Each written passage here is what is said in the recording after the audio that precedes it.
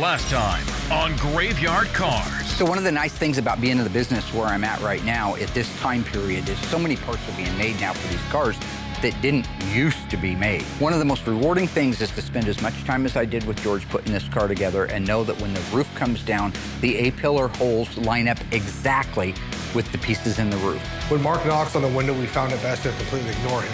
This station will remain on the air. On this episode. This is the car that we weighed against the Hellcat a couple seasons ago.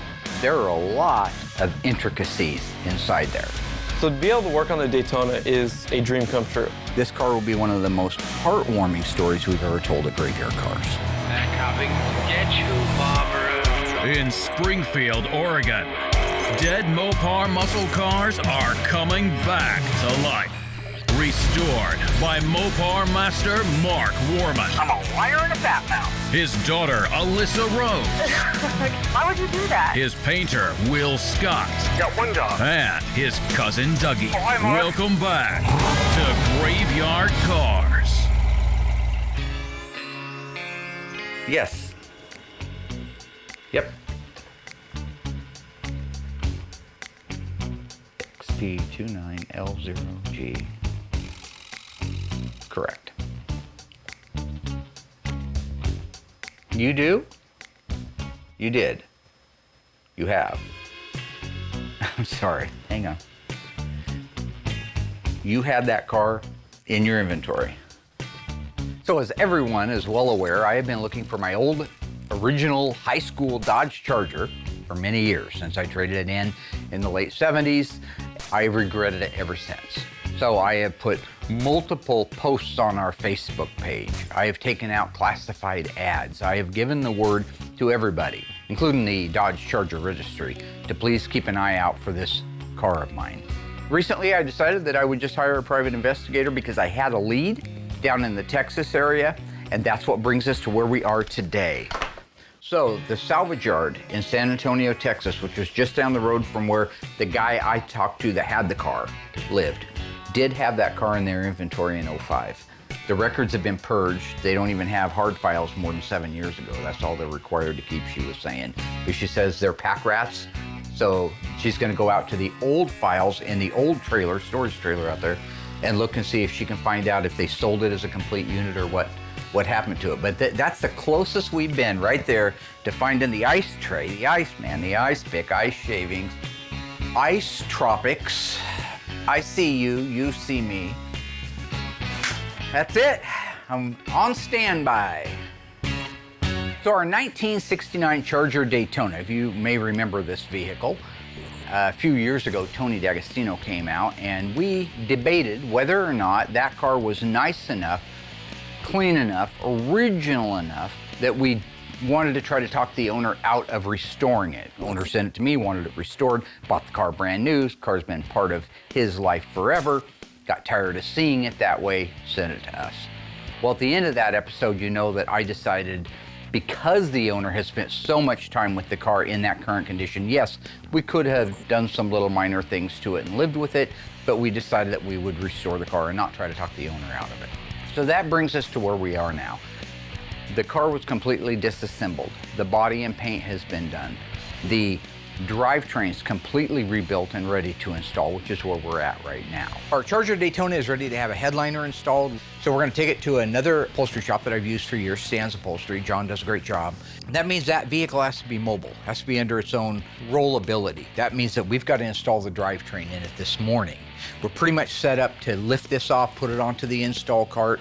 We have the wheels and the tires mounted up. They're ready to go on. Our goal is to get the drivetrain installed in the car and a steering column so that we can steer it and roll it and move it around and get it over there.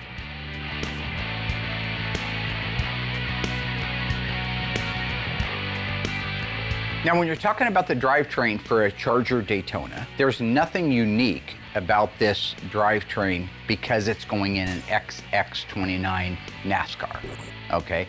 It's the exact same drivetrain that a 69 Dodge Charger RT would have. However, that car was optioned because the Charger Daytona started life as a Charger RT, plucked off the assembly line and converted over to a Daytona. So our drivetrain, engine, transmission, the things that go on the engine, the things that go on the transmission, the drive shaft, the rear axle assembly, front suspension, and K-member, they are all 1969 Dodge Charger RT. Nothing unique that makes them NASCAR.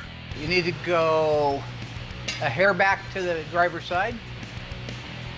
Yours or ours? Which driver's side? The real driver's side this time. Okay. Right there. Originally now on this car, I thought, because I didn't read my notes very carefully from my original conversation with the owner, back when you see us do the review of the car and the inventorying of it and the decision making, I thought that it was a numbers matching car. It's not. The transmission is original, but the original 440 HP was destroyed early on in the car's life, and so the owner put a 72 440 in it. So when it came to us, it had a 72 440 HP in it. We have since taken all of that out, located him a correct date-coded E440 HP engine, and built it and dressed it out exactly the way that a Charger Daytona should look if you're doing it OEM correct. So they're putting the K-member bolts in right now. That fastens the K-member to the frame rails. And one of the things you want to do, which they did, is to make sure those thread holes are clean. So they run a chase through it, thread chaser. They grease the bolt so it goes in real nice and easy. When they're done tightening that down, they'll put the cross member in the transmission that holds it to the torsion bar cross member. At that point, we can raise the car up and start marrying all the stuff together, like the control arms, upper control arms, put the torsion bars in, stuff like that. You know, one of the things I get asked a lot is, what would have been the right answer from a financial standpoint on restoring a car or not restoring it? Because you hear the word survivor a lot. This car's a survivor, this car's a survivor. And a lot of people will deem something a survivor, a self-appointed survivor car, when really all it means is it hasn't been restored, but it needs to be restored. A true survivor car is a car that doesn't need to be restored, but looks like a new car or very close to it with some minor over the year changes. You might have a radiator hose that's been changed out and some stuff, but that's a true survivor. This car was in the middle somewhere, but having the wrong engine in it, we established that it had had some paint work done to it, that the interior was actually a little more rough. It needed a seat. The driver's seat, passenger seat was worn down, headrest starting to show some age to them, dash was showing age. Really, the answer at that point was this car needed to be restored. However, from a financial standpoint, I think that the owner, who, keep in mind, bought this car brand new, financially, he could have sold the car for probably as much money in that condition as he could now that it's been restored. So financially, yeah, he's out X amount of money for the restoration. He's no further ahead financially, but it isn't about the finances always. You're talking about an owner who bought the car new. Talking about an owner who spent his entire life with the car. The car is worth more emotionally. And the fact is, he's seen it in that condition for so many years. He's seen it with the worn paint. He's seen it with the worn wheels and tires. He's seen it with the worn interior. He wants it new again. So how do you put a price on that? It's like the old commercial. It's priceless. He needs to see the car new. That's what we do. I do stuff like that. I do what I want when I want. Everybody knows I like to have a little bit of fun. All right, there's nothing wrong with having a little bit of fun. You hear that? I just built this mini bike. You guys keep working. I want to ride a mini bike around the shop. I ride a mini bike around the shop. You know, what about that question?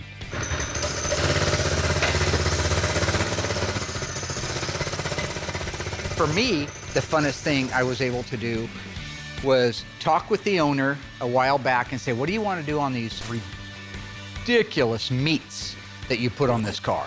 These, I think they were an M or an L50 14 in the back and some little hokey thing in the front. They were a 5-slot mag. They were probably, they're broken. I can't use them, but I think they were Anson mags, old school ones. But he said, if somebody's making them and you can get me a polished aluminum 5-slot, you can go with the widest tire you'd like. So I made the decision to go with the American Racing 5-slot wheel, 15.8 in the back, 15.7 in the front, and the back's gonna get a 275/60 R15. I just wanted to point out how these are my favorite tires right here. Oh yeah. BF Goodrich Radial TA. Yep. My favorite tires. The ones your daddy bought you when you were a kid. Yep. I bought Okay, them. you wanna go pop those out real quick? So the guys did a great job installing the drivetrain. Like I say, we've done quite a few of these, so it's not a big deal. So right now, The car has the drivetrain installed, the wheels and tires are on it. Justin will put the steering column in it just so we can steer it. It needs to steer. It doesn't need to brake, it needs to steer and roll.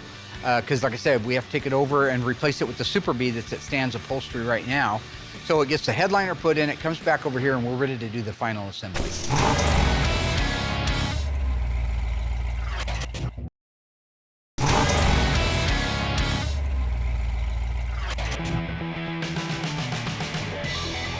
Now that our Daytona has the headliner in it and it's back to the shop, Justin and Alyssa are going to install the sound deadening material. This is the car that we weighed against the Hellcat a couple seasons ago. I remember seeing that before I even started working here. So that's kind of cool And now to you're be working on this car. Yeah. That's full circle. That's crazy. Right. Oh, yeah. So when you watched that episode, do you remember how Tony didn't want to restore this car because it was an all-original Survivor car? Yeah, Tony wanted this completely original, not restored. And my dad wanted to butcher it. Yeah. Well, not really, but Yeah. I think it was a good choice to go ahead and restore this car just because it has the original owner. So the owner was used to seeing it in that condition, and they really wanted to see it brand new again. So I think in that case, all jokes aside, my dad made the right call to restore it. Yeah. Now, when you're talking about these old cars, our '69 Charger Daytona, there's a lot of sheet metal there. It's a lot of double skin sheet metal. So in the situation of a door, you got the outer skin, plus you have the inner reinforcement. Those tend to resonate when you get a good vibration, a good harmonic going in the car. You add that door and the right-hand door and then the floor that has areas that can resonate, and it's all just magnifying the sound from outside the car. That's why we're doing the sound deadener now. Number one, it was requested by the owner, so keep that in mind. Yes, it's not OEM, but this makes a car so much better driver. When you add that stuff to the doors, the insides of the doors, the insides of the quarters, the main floor, the under seat pan, you can put the sound deadener everywhere in the car, in my opinion, except where you see it. So you wouldn't want it on the insides of the quarter panels, that's fine. You wouldn't want it on the wheelhouses where you can see it. But if it's hidden, put it on there. In this case, we've got Justin and Alyssa working together, who have really become a sharp team. So maybe I can just get Alyssa out here to help me with all of them. No, I don't mind helping. Too far? Too far? No, I can help. I'll help. No problem. It's really a pretty easy job, so it was a great thing for me to jump back into the assembly room and do, and work with Justin too, because we've never worked together. So it's really fun to work with someone who also has similar interests. You also have young kids. Yeah, everything went smooth. Alyssa did an amazing job. She just kind of mimicked what I did on the other side. So couldn't ask for a better partner to help out with this.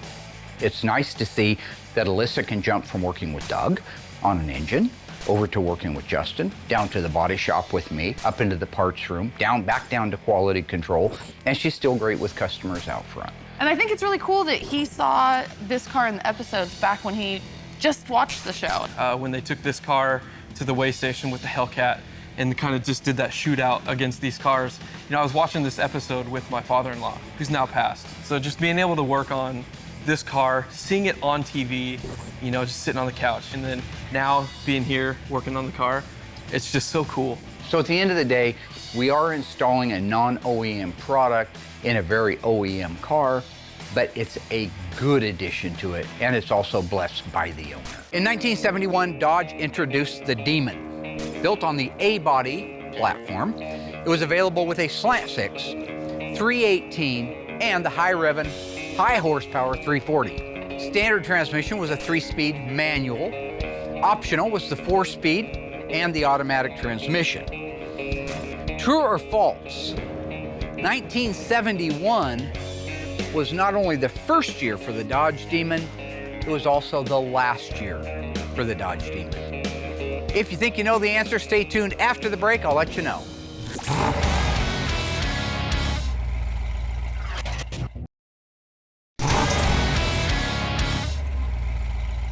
Welcome back, my ghoulish friends. How did we do on that one? We know that the Dodge Demon was introduced in 1971. That was not a lie, that was the truth.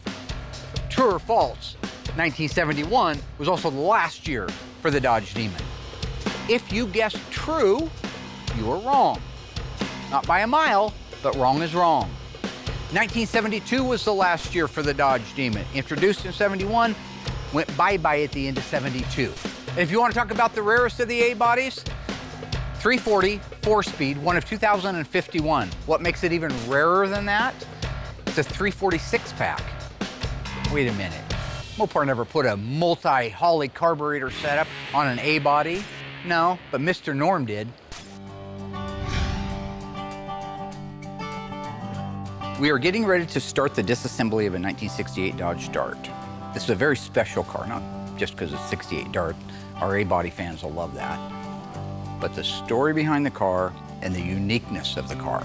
So it's important that I do the car and the family justice. So in the winter of 1968, Mr. and Mrs. Stanley walked into Wolffinger Dodge City, the local dealership, and they were looking for a Dodge Dart GTS. So at the time, the things that were really important to her when it came to ordering this car were the color combinations, as well as the 340, the manual 4-speed transmission, and manual steering and manual brakes. So the Dodge Dart convertible was available for several years before 1968. 67 was a very similar looking car. However, in 1967, the shoulder belts were not out.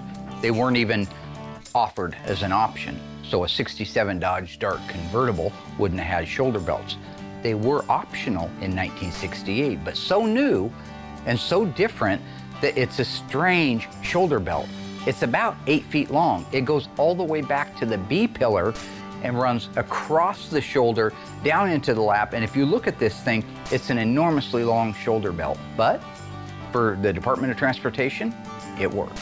Additionally, she wanted headrests because she had read that those were available now. This is the introductory year for them. They became mandatory in mid-year 69, but in 1968, if you wanted headrests, you had to order them.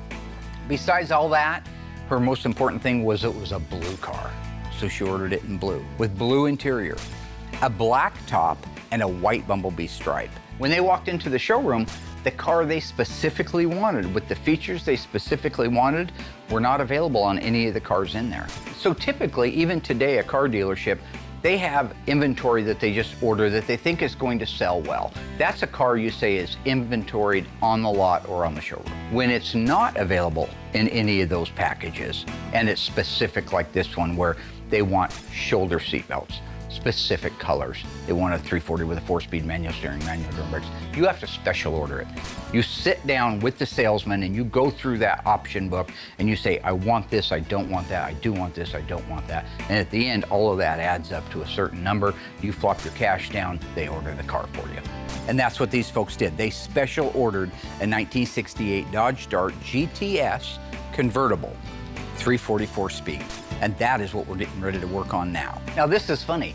It's Mrs. Stanley that actually drag raced that car. That's right, for many, many years, she was a drag racer in it, which now makes sense why she wanted manual steering and manual brakes. Less weight, go fast, save a little bit of money at the same time. But when we talk about these cars being part of our lives and part of our heritage, I mean, she has race slips from when she used to go drag racing. I have got pictures of that car in the snow up to the windshield. I have pictures of their children sitting in the car. When I talk about the fabric of our lives, these cars being it, that car meant something from the minute they picked it up, the day it was done, until 1982, when the car was sold and disappeared. So when you're talking about 1982, you're talking about the United States was in a recession. Times were tough. They had children, they had family to feed. They needed to sell the car. It's one of the most common stories that you'll hear with people who no longer have their original cars. Life got in the way, and it did for them. So in 1982, they had to sell their beloved possession. So over the next 30 plus years, of course, no more did they get rid of it, and they were missing it, and we're in a position to be able to get it back. But unfortunately, they only saw the car one time in their little town after that, and they looked really avidly for it too. They'd take out classified ads, they'd talk to everybody, if you ever see this Dart, we're looking for it. But unfortunately, it just seemed to have disappeared off the face of the earth. All right, so you fast forward now to 2017. Mr. and Mrs. Stanley's son, Jack, he's driving along on this country road. He looks up, he sees something kind of catches his attention. And he can see that there's just a ton of woods and debris, but there are some cars up in there. And he takes a minute and his eyes have to focus. It's Mom's 1968 Dodge Dart GTS convertible. Right there in the woods with trees down around it, brush all over the place, crushed from the trees, spent decades out there, naked in the elements, is the car. The 68 Dodge Dart that they special ordered from Wolffinger Dodge in 1967. It's unbelievable. Here is the car. That's not even what he went up there for. He just thought maybe he'd find, an old Ford truck or something he could make a buck flipping. And there it was. So once he realizes what this car is, he gets closer, he confirms it, and this is really where the emotions for that family started. He went back and got Mom and Dad, brought them out there, and Mom couldn't believe it. Dad couldn't believe it. First thing she did was ran up to that car and hugged it. Which I would do too if I found my old Charger. I know it's an inanimate object, but there's a lot of memories in that car. And they pulled all the trees and the limbs and the brush and they dug it out and they loaded it on a car trailer. Next thing you know, it's kind of a complete car setting in their driveway. That's when the real story of the Stanley Dodge Dart begins.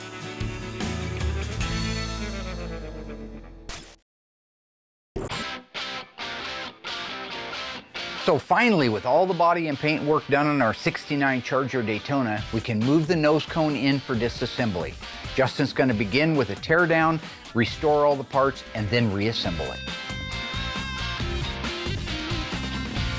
When you're talking about these nose cones for the Superbird and for the Daytona Charger, there are a lot of intricacies inside there. I got that seal out of the way, and what I'm going to start doing is taking pictures all the way down here and all this top filler plate. When I go to reassemble this whole nose cone, I know exactly where things were placed and how they were and what bolts were actually used. What's cool about Justin working on this one is he grew up with his dad building aftermarket nose cones and wings for these cars. He's been very exposed to the replica or tribute world. There we go, we got the filler plate off. I think I was probably born in a Daytona. So to be able to work on the Daytona is a dream come true. Being born into a family that has been building these type of cars, you grow up around them and you begin to have that just undying appreciation for it. I grew up around these cars, go to car shows with my dad. If he needed help, polishing the car, that's the first thing I would do. I'd grab a rag, I'd grab the spray, start polishing, cleaning wheels. Anytime I ever could, I'd just be out there with my dad when he was building his Daytonas, handing him screwdrivers, wrenches. And now I have my son. When he gets old enough, teach him all the same things that my dad taught me. And it's just very special. So now when it comes to the disassembly, he can see everything that the factory did.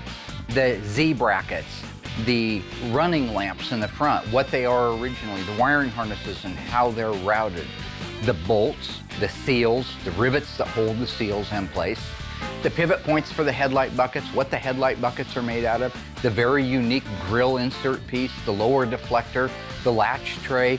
This is an awesome opportunity for him to take his time, photograph and inventory everything that's in there so that we can put it back exactly the way the manufacturer did back in the day. In 1968, Mr. and Mrs. Stanley walked into their local Dodge dealer and ordered this car. So the reason we're talking about this car right now is we're about to start the restoration. And it's one of the toughest cars we've ever done. It's also one of the rarest. So 1968 was the introductory year for the Scat Pack. That was Dodge's way of saying, we're all in on this horsepower thing. We came up with a cool little group called the Scat Pack, and the Dodge Dart was one of those. This was revolutionary. This was saying, we're all in, our hat's in the ring, we are building muscle cars, and if you're part of the Scat Pack, you're cool because you got a fast car. And so that really resonated with a lot of people, regardless of the number of colors, regardless of if it had power steering, power brakes, whatever it is. The fact that it's a 68 Dodge Dart GTS 344 speed make it one of only 44. So let's just talk about how cool the car is on its own merit. So in 1968, the Dodge Dart GTS was standard with the 340 and optional with the 383 big block in an A-body. This is really cool. They actually did it in 67, carried it into 68 when they made the GTS. Now, if you wanted a Hemi in one of those cars, first off, you had to be approved by Chrysler to get one. Chrysler only built 80 of these. They are a factory super stock Dart. We got to go out and put one through the tests at Brett Torino's place down in Las Vegas. He had a 68 real live super stock Dart. These cars had a 426 Hemi with the cross ram dual 4 intake manifold. If you look at the street Hemi, which is what we work on here all the time, the carburetors, one in the front, one in the back. It's called an inline dual 4. If you go back to 1965, they had the cross ram race Hemi. They were staggered like this. That complete setup actually went into hibernation until 1968 and brought back out for the 68 Superstock Dart Barracuda. There were no window regulators. They didn't roll up and down. They wanted to save the weight, so they just used a strap in there to hold the window down or to hold it up. Additionally, the hood and the fenders were made of fiberglass. But I got to start with the first thing, which is inventory in the car and its condition and validating it. That's what we're going to do now.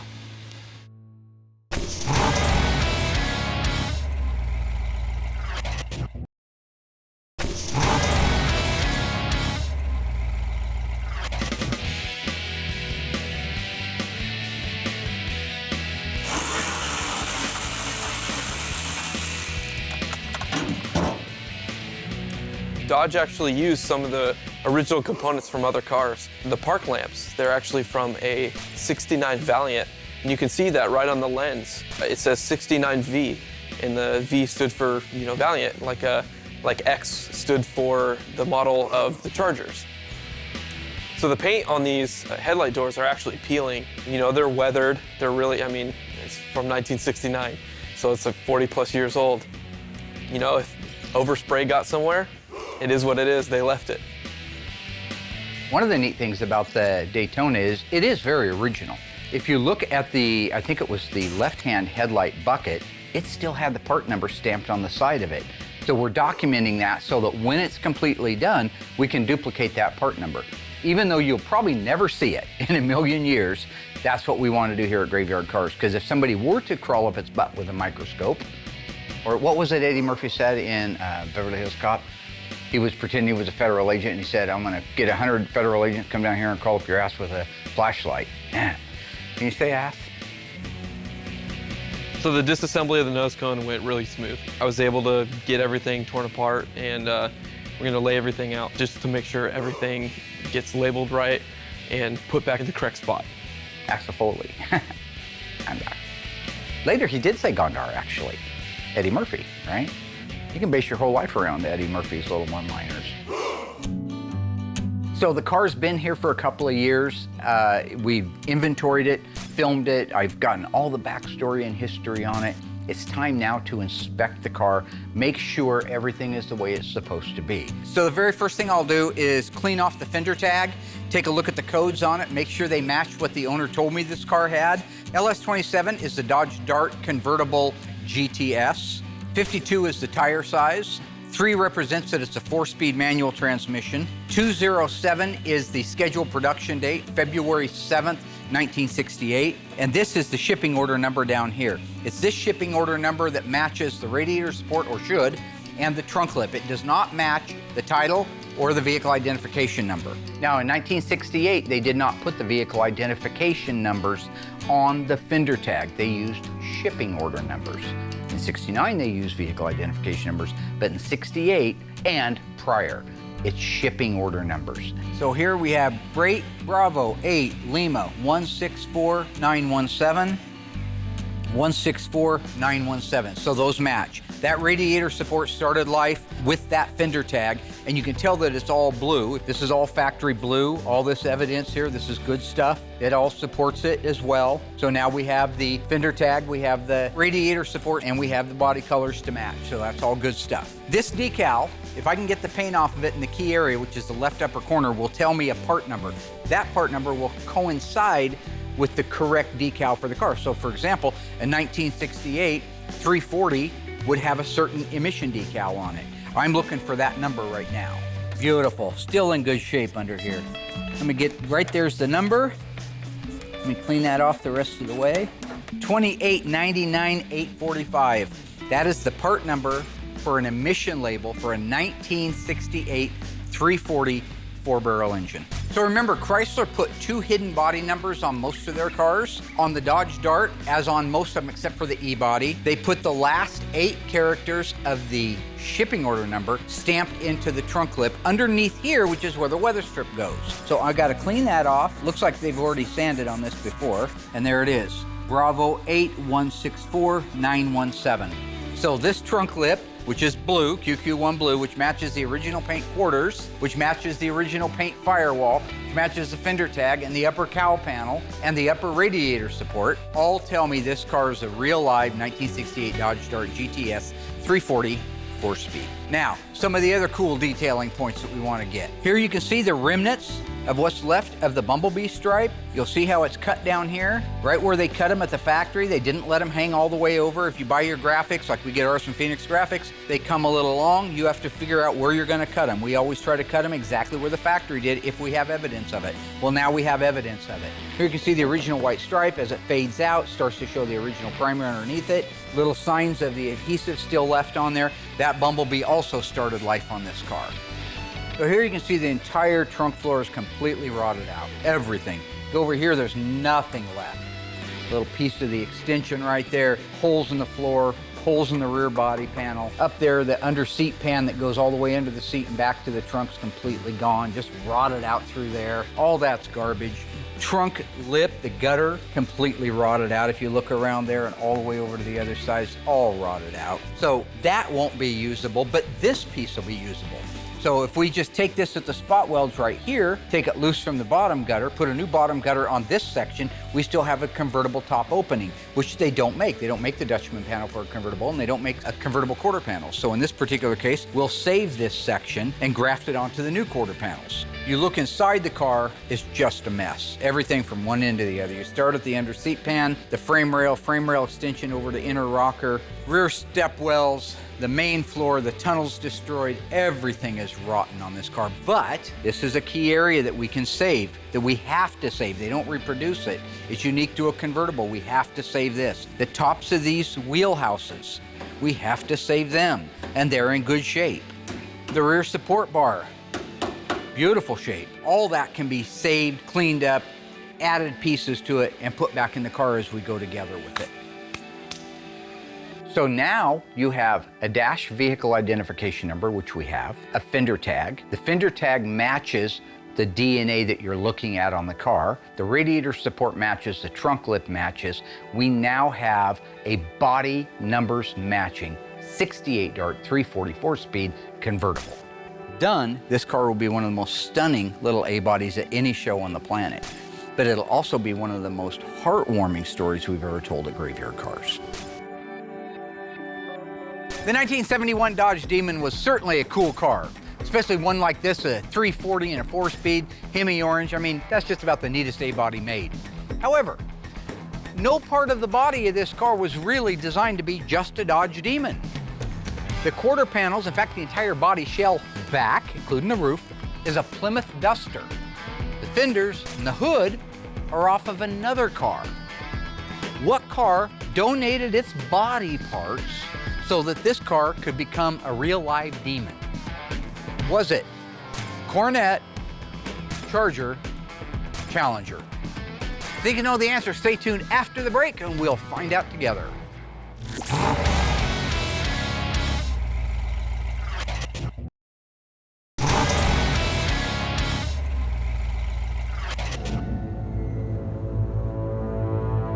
So you're telling us Mark is just a mannequin, you've been controlling him the whole time, and you've been faking blindness. Actually, that makes sense. Dougie's never been blind. I don't know why I didn't pick up on that sooner. You got me. I planned this entire dinner party. I designed a dummy Mark. Wait, so the dead butler in the kitchen? Yes, I designed that one too. And I spent months modifying and booby-trapping this mansion. Of course, I didn't do it all on my own. I had help from two of Mark's most trusted employees. No, Will? How could you? Hey, this wasn't my choice. I was blackmailed. He said he'd expose me for being the #2 painter. But according to my Instagram, #1_painter, I'm the #1 painter. Okay, I admit it. It's been me, George, this whole time. We built the mannequins and installed the bars. I came in disguise so I wouldn't be found out. Dude, you're an idiot. I told you you weren't fooling anybody. Let me tell you something, fella. You just made a huge mistake confessing all this to a well-known private investigator and his partner. murder, identity theft, blackmail. You're going away for a long time. Tony, have Mr. Oldham unlock the door as he will be escorting us to the nearest police station. I don't think I'll do that, Stan. What's this all about? Come on, Stan, what kind of detective are you? You didn't really think I was working for you this whole time, did you? Dougie, you did good. Everything went according to plan. Thank you, sir. That's right. None of you suspected a thing, did you? No one ever has. I've been trying to get rid of Mark for years. Now I've finally done it. That's right. I killed Mark. Me. Royal Yoakum. Oh my God, Royal? Why would you kill my dad? I mean, besides the obvious reasons. For this, of course. My dad's Mopar award that he was given at SEMA? Why would you even want that? It's a freaking paperweight. Oh, is it?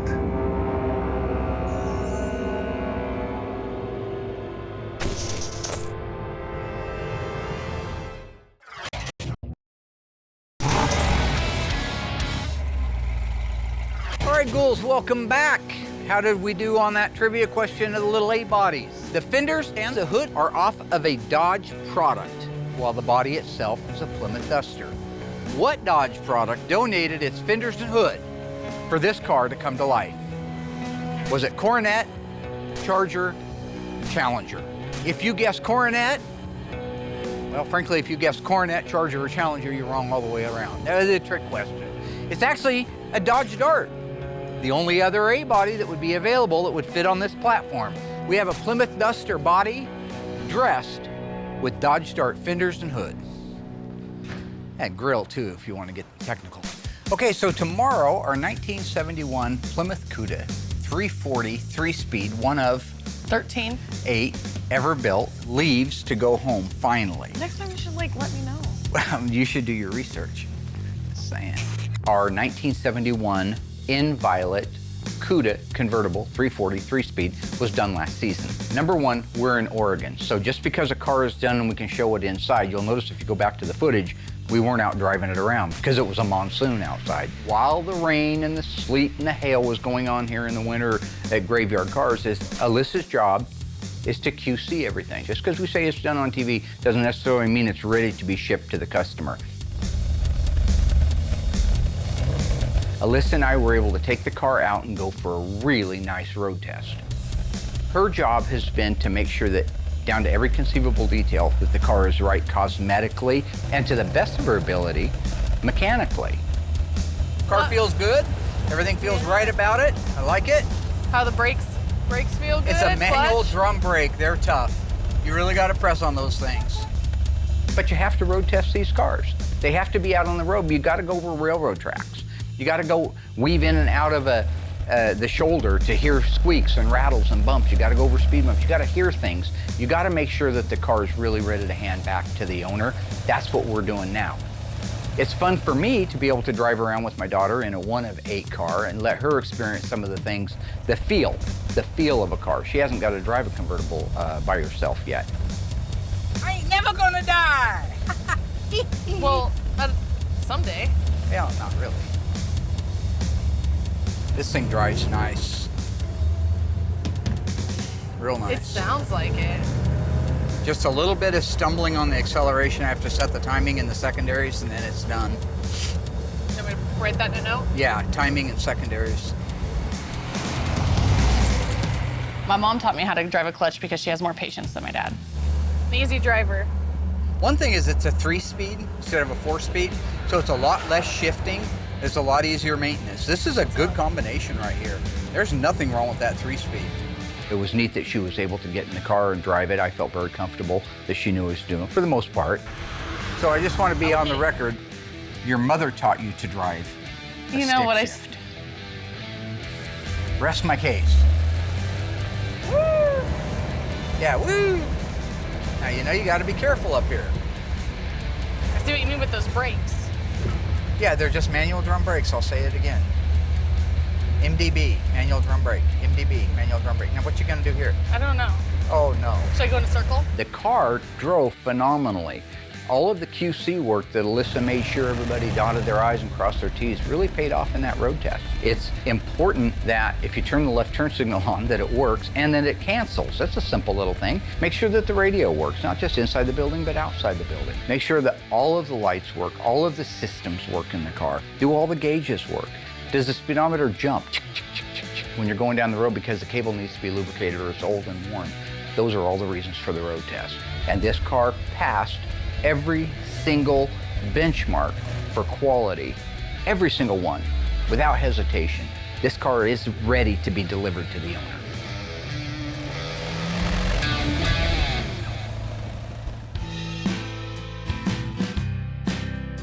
So with the Daytona's nose cone torn apart, labeled and everything, organized, I can actually go get the wing, bring that in, and take that apart. It's gonna be quick, 2 bolts, and it's done.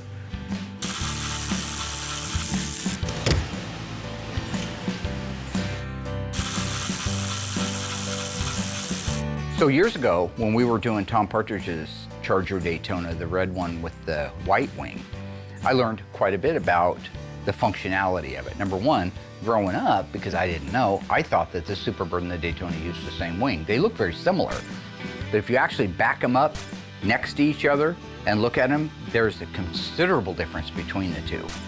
But the one thing that isn't different about it is how it functions. All they did was the top plane that goes across it. If you look at it from the side, you'll see that it has this shape to it, kind of a half round moon shape, and the top is flat. That's the same principle as an airplane wing, except because they want downforce on the car, they flip it over. So on a Daytona Charger, that little shape right there is on the bottom and the top is flat. If you wanted it to lift up, you just flip it over and it would cause it to lift up at high speeds. So that's kind of a cool thing. But the Daytona wing is made out of a cast aluminum, all 3 pieces. It uses a hex-headed bolt on each side, and it is adjustable. So in a real NASCAR, you'd want to adjust that around there based on, you go around the track a few times and maybe it's a little soft in the back and it's starting to slide out. You would adjust it for more or less down pressure. It's really a cool functional piece. Now that we have the nose cone completely disassembled and inventoried, photographed, as well as the wing, we can move it into the rest of the shop for restoration work. I am so glad that everybody gets to ride along real time for this. I mean, granted, this is going to air a few weeks after it's happened, but I am on standby to find out, confirm that this company, this wrecking yard down in Texas, did have my old car and where it went. So I'm completely thrilled to be doing this and sharing it with all of my beloved ghouls out there in Graveyard Land. Hello there. Yep. Okay, lay it on me. What'd you find out? Okay.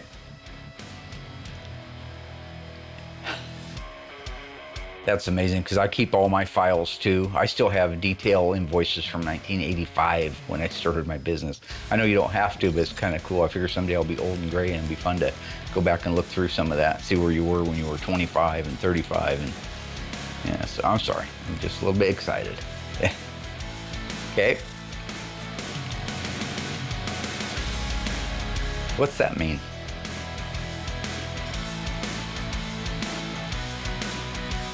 What is that?